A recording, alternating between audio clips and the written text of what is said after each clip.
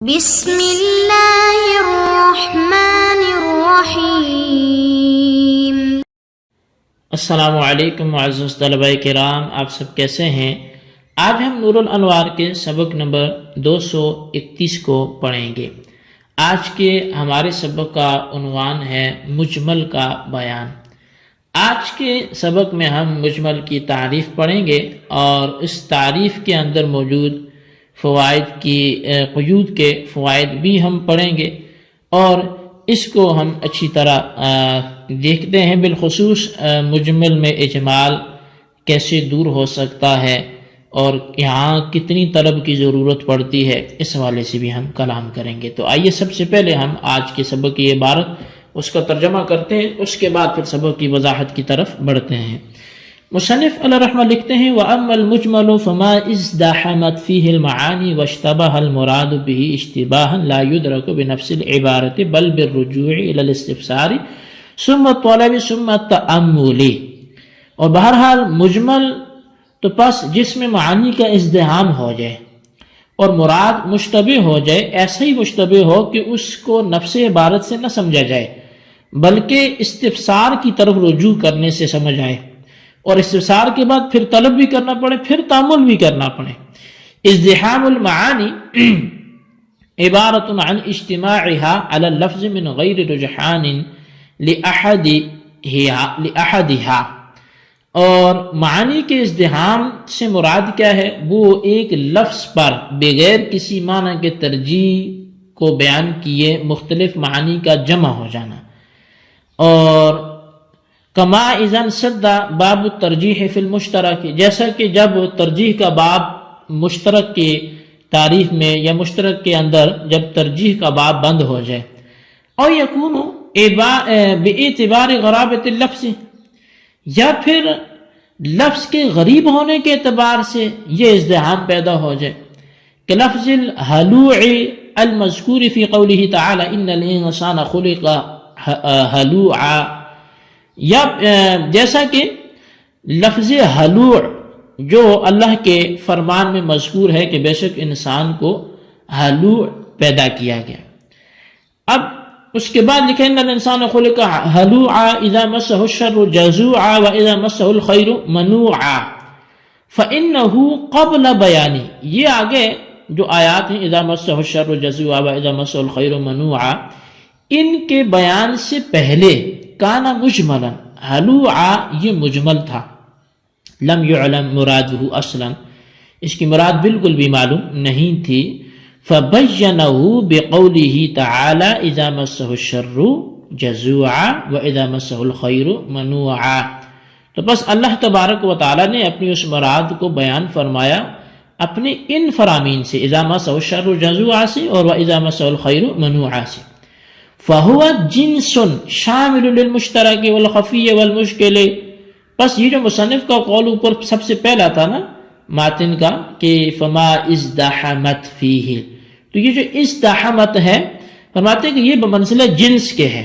جو مشترک خفی مشکل سب کو شامل ہے۔ فخرج بقولہ واشتبہ المراد بہ اشتباہا الی آخرہ، تو پس جب یہ فرمان آگے آیا کہ واشتبہ المراد بہ اشتباہا، یہ آگے تک جو عبارت ہے تو اس سے وہ سارے کے سارے نکل گئے۔ فإن الخفی یدرک بمجرد طلب والمشترک والمشکل بالتأمل بعد الطلب، کہتے ہیں بس بے شک خفی جو ہے اس کو تو صرف طلب سے اس کا ادراک کر لیا جاتا ہے، اور مشترک اور مشکل کا تأمل کے سے ادراک کیا جاتا ہے طلب کے بعد، بخلاف المجمل فإنه قد يحتاج إلى ثلاثة طلبات، بخلاف مجمل کی کہ بے شک یہ کبھی کبھی 3 طلبوں کا محتاج ہوتے ہیں۔ الاول الاستفسار عن المجمل ثم الطلب للاوصاف بعده ثم التأمل للتعیین، سب سے پہلے استفسار تو مجمل سے ہوتا ہے کہ جس نے بات کی ہے اسی سے استفسار ہو، پھر طلب جو ہوتی ہے وہ اوصاف کے لیے ہوتی ہے، اس کے بعد پھر تأمل ہوتا ہے تعیین کے لیے۔ وهو كرجل غريب خرج عن وطنه ووقع في جملة من الناس لا يوقف عليه الا بالاستفسار عن الانام، تو یہ اس کی مثال جیسا کہ وہ اجنبی شخص جو اپنے وطن سے نکلا اور بہت سے لوگوں میں جا کے بیٹھ گیا،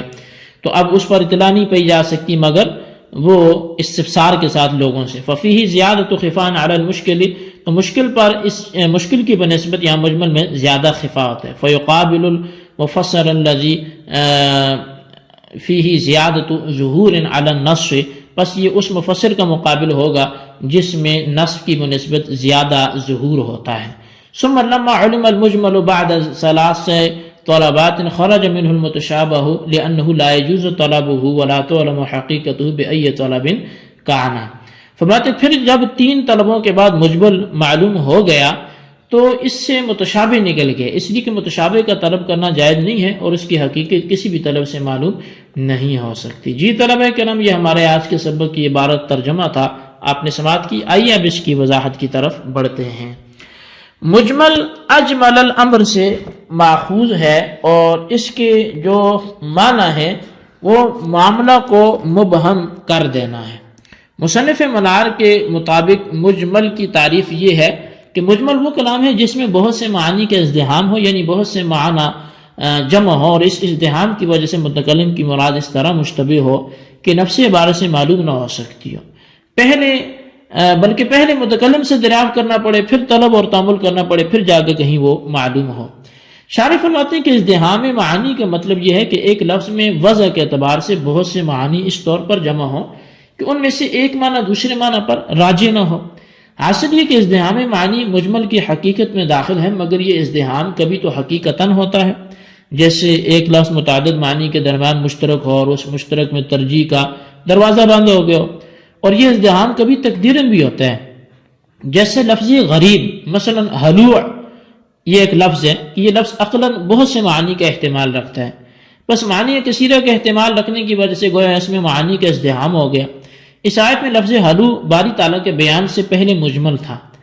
اس کی مراد بالکل معلوم نہیں تھی، پھر اللہ تعالیٰ نے اس کو بیان فرما دیا. چنانچہ فرمایا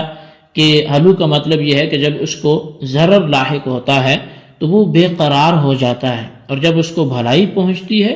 تو وہ سراپا، روب اور بخیل بن جاتا ہے. بہرحال ازدحام معانی مجمل کی حقیقت میں داخل ہے، خواہ حقیقتاً داخل ہو یا پھر تقدیراً داخل ہو. بعض حضرات نے کہا کہ ازدحام معانی مجمل کی حقیقت میں داخل نہیں ہے، یعنی ازدحام معانی مجمل کے لیے شرط نہیں ہے. مثلا متکلم نے فی البدی ایک اصطلاح مقرر کی اور لفظ استعمال کر لیا، تو اس لفظ کے معنی اگرچہ لغتاً مفہوم ہے مگر مخاطب کے نزدیک متکلم کے اس کلام کی مراد مبہم ہے، لہذا یہ کلام بھی مجمل ہوگا اور متکلم سے استفسار کرنے کا محتاج ہوگا. ان حضرات کے نزدیک مجمل کی تعریف یہ ہوگی: اما المجمل مشتبہ المراد به اشتباہا، تو اور ان حضرات کے نزدیک کہ ما ازدحمت فیہ المعانی کا لفظ مجمل کی تعریف میں شامل نہیں ہوگا. ان دونوں تعریفوں کے اعتبار سے مجمل کی 3 قسمیں ہوں گی. ایک یہ کہ لفظ میں معانی کا ازدحام حقیقتاً ہو، دوم یہ کہ غرابت لفظ کی وجہ سے معانی کا ازدحام تقدیراً ہو، سوم یہ کہ متکلم اپنی مراد کو مبہم رکھے اگرچہ لفظ کے معنی لغتاً مفہوم ہوں. مشارح نے مجمل کی تعریف میں قیود کے فوائد بیان کرتے ہوئے فرمایا کہ ما ازدحمت فیہ المعانی جنس کی مرتبہ میں ہے، مشترک، خفی اور مشکل سب کو شامل ہے، اور واشتبہ المراد بھی اشتباہاً آخر تک جو عبارت ہے یہ فصل کے مرتبہ میں ہے. اس سے خفی، مشترک، مشکل سب نکل گئے، کیونکہ خفی محض طلب سے معلوم ہو جاتا ہے اور مشترک اور مشکل یہ طلب کے بعد تعامل کے ذریعے معلوم ہو جاتے ہیں، اور عام مجمل تو وہ 3 طلبوں کا محتاج ہوتا ہے. اچھا، پہلی طلب جو ہے وہ مجمل سے استفسار کرنا ہے، اور دوسرا جو ہے وہ صاف طلب کرنا ہے، تیسرا تعین کے لیے یعنی تعین مراد کے لیے تعامل کرنا ہے، غور و فکر کرنا ہے. بس کلام میں مجمل کی مثال ایسی ہے جیسے ایک پردیسی آدمی اپنے وطن سے نکل کر دوسری جگہ کے لوگوں کے ساتھ گھل مل کر رہنے لگا اور وہ دوسری جگہ بھی معلوم نہ ہو، تو اس آدمی سے واقفیت حاصل کرنے کے لیے اولا اس جگہ کے بارے میں استفسار کیا جائے گا، پھر اس جگہ میں اس کو طلب اور تلاش کیا جائے گا، پھر اس کی امثال یعنی اس کے ہم شکل لوگوں میں غور کیا جائے گا ان میں سے کون سا ہے. تو الغرض یہ کہ مجمل میں مشکل کی بنسبت زیادہ خفا ہے، لہذا مجمل اسی مفسر کے مقابل ہوگا کہ جس میں نص کی بنسبت زیادہ ظہور ہوتا ہے. پھر 3 طلب کے بعد جب مجمل معلوم ہو گیا تو اس کی تعریف سے متشابہ خارج ہو جائے گا، کیونکہ متشابہ کی طلب ناجائز ہے اور اس کی حقیقت کسی بھی طلب سے معلوم نہیں ہو سکتی. اب یہاں پر نور الانوار کے مفتی نے کہا کہ مصنف کے ظاہر کلام سے ایسا معلوم ہوتا ہے کہ ہر مجمل استفسار طلب اور تامل تینوں کا محتاج ہوتا ہے، حالانکہ ایسا نہیں ہے، بلکہ استفسار کے بعد اگر مجمل کا بیان شافی نہ ہو تو مجمل استفسار کے بعد طلب اور تامل کا بھی محتاج ہوگا، اور اگر مجمل کا بیان شافی ہو تو طلب و تامل کا محتاج ہی نہیں ہوگا۔ تو بس مصنف کے کلام کی تعبیر میں یہ کہا جائے گا کہ مصنف کا کلام بل بالرجوع الی الاستفسار ثم طلب ثم تامل اس صورت میں ہے کہ جبکہ مجمل کا بیان شافی نہ ہو۔ جی طلبہ کرام، یہ ہمارے آج کے سبق کی عبارت ترجمہ اور اس کی وضاحت تھی جو آپ نے سماعت کیا، اس کو اچھی طرح سمجھیں، اس کے خلاصے کو رجسٹر پر لکھیں، بالخصوص ان سوالات کے جوابات دیں۔ سوال نمبر 1 یہ ہے کہ مجمل کی تعریف اور اس کے قیود کے فوائد بیان کریں، اور سوال نمبر 2 یہ ہے کہ محشی کا یہاں پر کیا کہنا ہے اس کی وضاحت کریں۔ اللہ تبارک و تعالیٰ سے دعا ہے جو کچھ ہم نے پڑھا سنا سے یاد رکھنے کی توفیق نصیب فرمائے، آمین بجاہ النبی الامین صلی اللہ علیہ وسلم۔